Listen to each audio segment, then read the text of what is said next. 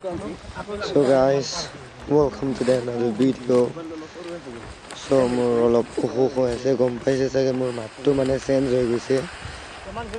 তো এইটোৱে আৰু ভিডিঅ'টো মই ঠিক টাইমত নাহিছিলোঁ সেইকাৰণে ভইচ অভাৰ দি বনাই দিলোঁ আৰু এইটো ইউৰিয়া পটাছ দিয়া হৈছে মানে অলপ ডাঙৰ হৈ আহি আছে তো প্ৰায় 3 সপ্তাহ হ'ল 18 দিন মান হ'ল এইটো ইউৰিয়া পটাছ মিক্স কৰি এইটো বিভিন্ন ধৰণৰ মানে ঔষধ আছে কিছুমান পকা পিপৰ মৰা হাবি মৰা ভিটামিন আছে এইটো গোটেই মিলি লগাই এইটো মিক্স কৰি থকা হৈছে আৰু না ভইচ অভাৰ এইটো কাৰণে দিছোঁ মই সেই টাইমত নাছিলোঁ দাদাক কৰিব দিয়া হৈছে ভিডিঅ'টো আৰু এতিয়া অসুখ আছে আৰু এইটো একচুৱেলি কি বস্তু হয় মই নাজানো চাগে মাটিত অলপ সাৰ পাবৰ কাৰণে দিয়া হৈছে যাতে ধানটো সোনকালে ওলাই আহে ডাঙৰ হয় সেইকাৰণে আৰু একজেক্টলি মই নাজানো এইটো দাদাসকলে জানিব সেইখিনি চব ঢালি লৈ পেলাই এতিয়া পূৰা মিক্স কৰা হৈছে আৰু ভালকৈ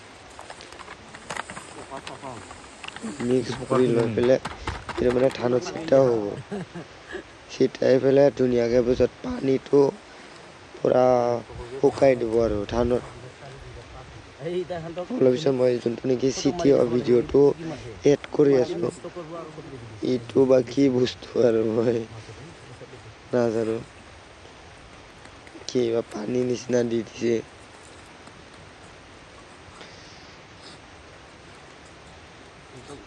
এইটো আৰু মই গম পালে নেক্সট ভিডিঅ'ত জনাই দিম